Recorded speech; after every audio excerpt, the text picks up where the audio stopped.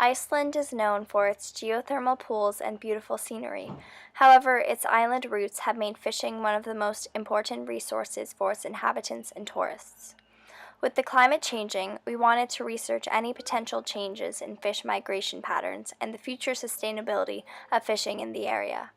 First, we heard from Kat, a cultural anthropologist at the University of Ísafjörður, who gave us the contact information for the local fishmonger, Kari, who we then decided to interview. I've set this small, like a herring and capelin, but that's different kind of fishery. Cod is basically what this area was built on. Is it mostly farmed fishing or wild cod? Cod is always wild. Okay. But they are starting to farm it, and but they're not there yet, but they're close to it. Kari, the local fishmonger in Ísafjörður, told us that to make the angling industry more sustainable, Icelandic fishermen limit themselves to the amount of fish that the market needs, rather than over-depleting the ocean of its natural resources. Icelandic fishing is sustainable because the fishermen leave as little trace as possible. Of course, they have to burn oil to reach their destination, but once they arrive, they turn off the engine.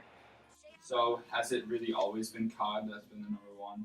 Yeah, here in Iceland, but the fish migration is changing. 5 to 10 years ago, mackerel would not have been considered to fish in Iceland, but is currently one of the most popular fish. The number of cod in the ocean surrounding Iceland has decreased due to an increase in water temperature and overfishing, but there is still an abundance. But some locals say otherwise. You noticed like a decrease in cod number? Cod is going up. Up? Yeah. But it's about 25 years ago, we were catching about 480,000 tons. Then they cut it down and put quota system on. They cut it down to 280, 260, and that is what basically destroyed small sea. Some of the areas were basically people lived on the cod fishing. Mm-hmm. And, it didn't go so bad as in Canada over there, but it's close. Some of the small towns are getting up again because of the tourism and different way of farm fishing. And but the change is, the guys on the sea told me the sea was 1.5 degrees warmer this winter and was last. Fishermen are being forced to fish less and less due to a decrease in number of available fish, which is why a quota system was put into place in Iceland. Did they say that like affected the kind of fish there? Yeah, that affects the different.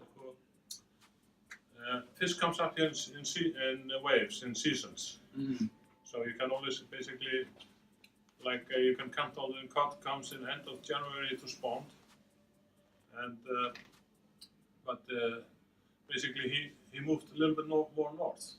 So the line between the hot and the cold shaved more like out of hotbjörg. Mm-hmm. And like catfish, so it's not the North American catfish, it's you can see it here on the map. The wolffish. It's on that one, yeah. They were catching. They should have been catching it like through the years when it comes. That's basically funny because they were catching up to 4 to 6 tons per boat of cod. Then get bad weather for 2 days. Then they got like 4 tons of catfish and only 3 cods. It's like they moved it out of the way. But the catfish was like 20 kilometers further north than it was normally. But I can show you here on the map. Yeah. Basically, they were catching. They used to always catch the catfish here, but they were catching it here at the hot tub. Do you think as the line between warm water and cold water gets further and further north, that will have an impact on fishing? When they have the other fish that are being caught here, like not caught, have those changed? Haddock has gone down. Has it? What has risen? Haddock lives is maybe a scavenger and lives on shellfish. So if the shellfish goes down and goes like out of Maine, where the shellfish was, where the what do you call this? Not shellfish. The out of Maine, where the acid in the sea changed. Acidification. Yeah. When that changed in the shellfish, then the fish will change because that's the bottom of the food chain change and goes up to the bigger fish. Yeah. But do you think that maybe catfish will ever become like the #1 fish caught in Iceland over cod? No, I don't think so. I think the migration of fish will move more north, maybe north over his Greenland Strait or the Danish Strait, as they will call it someone. Then it will shift more north, maybe out of the Icelandic coastal waters. That can happen if the shift of the temperature in the sea, and because they can always catch most where the cold water and the hot water meets. The wire band, where the cold water sinks and the hot water spins it. That where they can catch krill, shrimps. That's where you can catch a cod. Yeah. Okay. And it's also, as happened a couple of times, when the cabling comes in here, the cod comes after it, and he has also with a small herring. Once we saw the cod pushing the herring up here to the freshwater. So the freshwater rivers was just like laying in dead herring. And the kids were catching about 4 to 6 kilos of cod.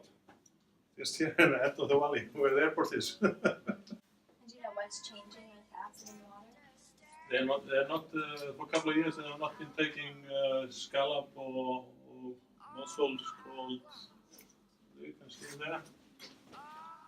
Loop. This one here.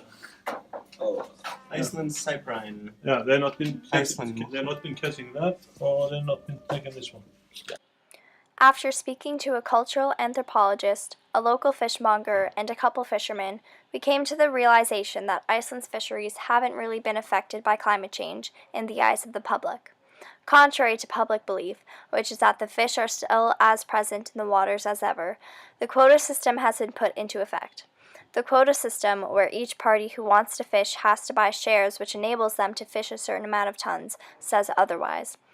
By limiting the amount of fish taken each year, the government has realized that the fish populations should not be depleted and that they need to act in order to protect what is one of the most important pieces of Icelandic culture and economy, fish.